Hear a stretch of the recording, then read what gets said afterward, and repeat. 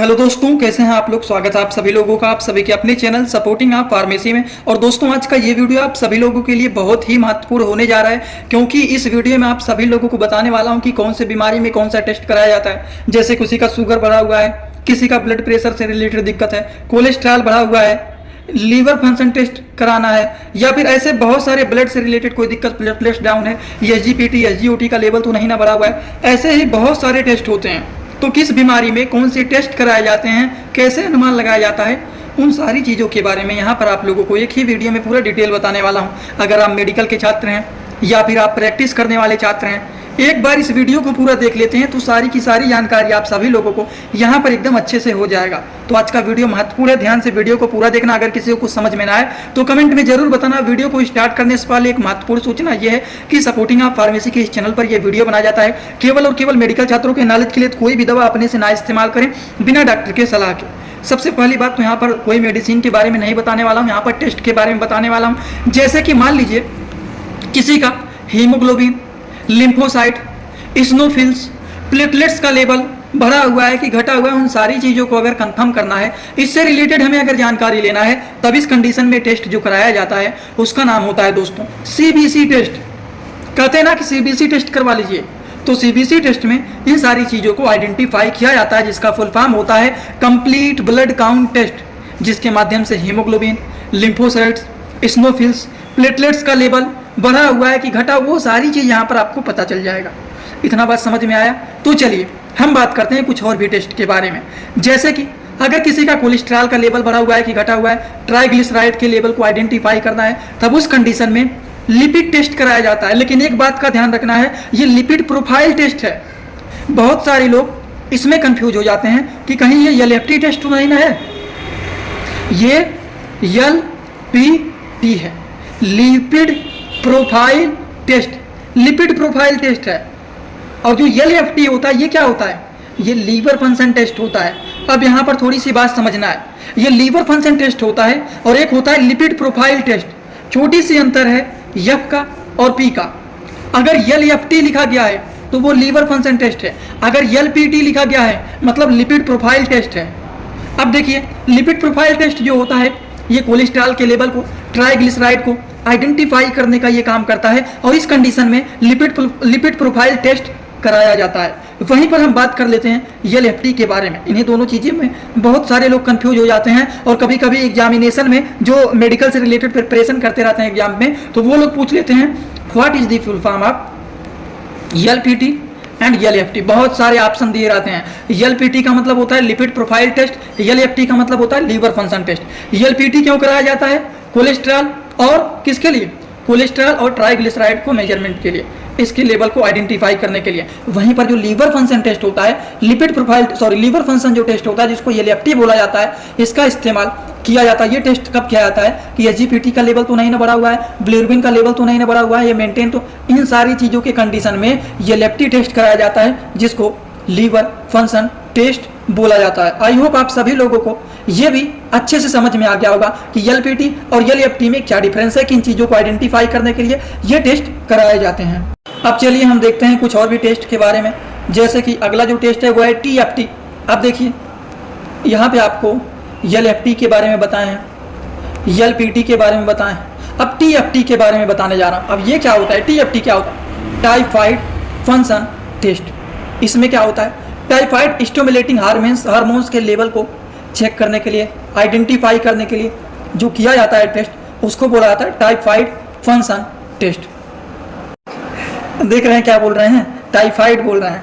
Typhoid fever की याद आ गया हमको, ठीक। ये जो टीएफटी होता है थायराइड फंक्शन टेस्ट होता है, थायराइड की मात्रा को देखने के लिए, जो कि इसमें बहुत सारे होते हैं, जिसमें टीएसएच होता है थायराइड स्टिमुलेटिंग हार्मोन्स को मेजर करने का। अब जिन लोगों को थायराइड का केवल प्रॉब्लम रहता है, वो थायराइड के ही टेस्ट करवाना चाहते हैं, तब उस कंडीशन में टीएफटी टेस्ट कराया जाता है, जो कि थायराइड फंक्शन टेस्ट ये होता है। समझ गए आप लोग, जिसको मैं टाइफाइड बोल रहा था। अब हम बात करें क्या इनका नॉर्मल रेंज कितना होता है, तो नॉर्मल रेंज के बारे में बात करें तो 0.55 से लेकर के 4.78 इसके नॉर्मल रेंज होते हैं। लेकिन अगर 4.78 से ये ज़्यादा बढ़ जाता है तब उस कंडीशन में प्रॉब्लम होता है, तब उस कंडीशन में पेशेंट को थायराइड का दिक्कत होता है, जो कि थायराइड स्टिमुलेट हार्मोन्स को मेजरमेंट करने के लिए टीएफटी टेस्ट कराया जाता है, जो कि थायराइड फंक्शन टेस्ट ये होता है। चलिए आप लोग भी मत टाइफाइड बोलने लग जाना। चलिए दोस्तों, अब हम बात करने जा रहे हैं, अगर किसी को शुगर से रिलेटेड प्रॉब्लम रहता है, डायबिटीज का प्रॉब्लम रहता है, तब उस कंडीशन में फास्टिंग एक टेस्ट होता है जो कि बिफोर मील कराया जाता है, खाना खाने से पहले कराया जाता है। एक होता है पीपी जो कि पोस्ट प्रेंडियल होता है, ये क्या होता है, आफ्टर मील होता है।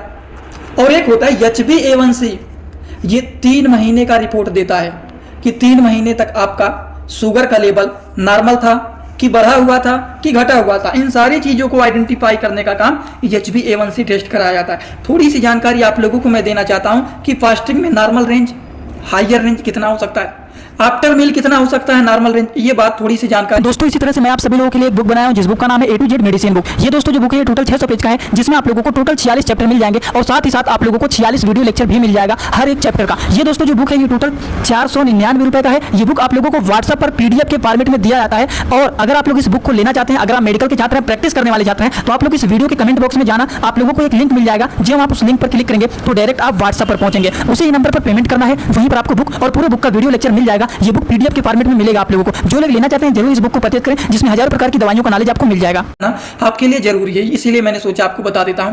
जैसे कि अगर मान लीजिए किसी को डायबिटीज नहीं है तो उसका फास्टिंग में मतलब बिफोर मील 70 से लेकर के 99 तक आ सकता है।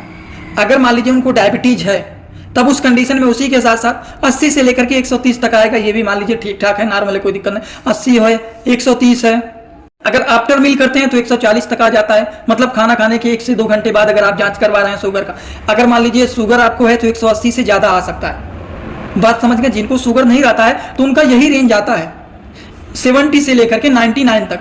ये 140, 130, 120 कुछ भी आ सकता है। लेकिन जिनको डायबिटीज रहता है उनमें ये सारे रेंज देखे जाते हैं। और HbA1c में देखा जाता है जिनको डायबिटीज नहीं रहता है उनको इतना आता है, 5.7% तक आता है। लेकिन अगर जिनको रहता है उनको 7% से ज़्यादा आता है। तो इससे अनुमान लग जाता है कि इनको डायबिटीज का समस्या है। थोड़ी सी नॉर्मल रेंज जानकारी रहना चाहिए, कभी कभी ये भी काम में आ जाता है। कोई भी आपसे नॉर्मली पूछ सकता है कि इसका नॉर्मल रेंज क्या होता है, जिनको शुगर रहता है उनको कितना हो सकता है, ये सारी चीज़ आपको पता रहना चाहिए।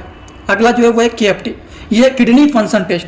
देखिए कितने सारे 60 वर्ड हैं, यही 60 वर्ड पूछे जा सकते हैं एग्जाम में, जैसे कि LFT, LPT, TFT thyroid function test. उसके बाद KFT liver function test, lipid profile test, thyroid function test और किडनी फंक्शन टेस्ट। यही पढ़ने जा रहे हैं ना किडनी फंक्शन टेस्ट के बारे में। तो किडनी फंक्शन टेस्ट तब कराया जाता है जब क्रिएटिन हो गया, यूरिया हो गया, यूरिक एसिड बढ़ा हुआ है कि घटा, इन सारी चीज़ों के कंडीशन में जो टेस्ट कराए जाते हैं उसमें किडनी फंक्शन टेस्ट कराए जाते हैं, जो कि किडनी के फंक्शन को ये देखने का काम करता है, मेजर करने का काम करता है। यूरिया का लेवल, यूरिक एसिड का लेवल, क्रिएटिन जो होता है, इनका कोई दिक्कत तो नहीं ना है, बढ़ा तो नहीं ना हुआ है, इन सारी चीज़ों को आइडेंटिफाई करने का काम करते हैं। अगर यूरिक एसिड बढ़ा हुआ है तब उस कंडीशन में एलोप्यूरिनाल मेडिसिन चलाया जाता है। अगर एलोप्यूरिनाल से नहीं ठीक होता है तब प्रोबेंसिड 40 जो होता है, सॉरी एक होता है फेबुमैक 40 होता है, जिसका साल्ट नेम होता है फेबुक्स्टेट टेबलेट 40 mg का होता है। इस तरह के मेडिसिन भी इन सारे कंडीशन में चलाए जाते हैं।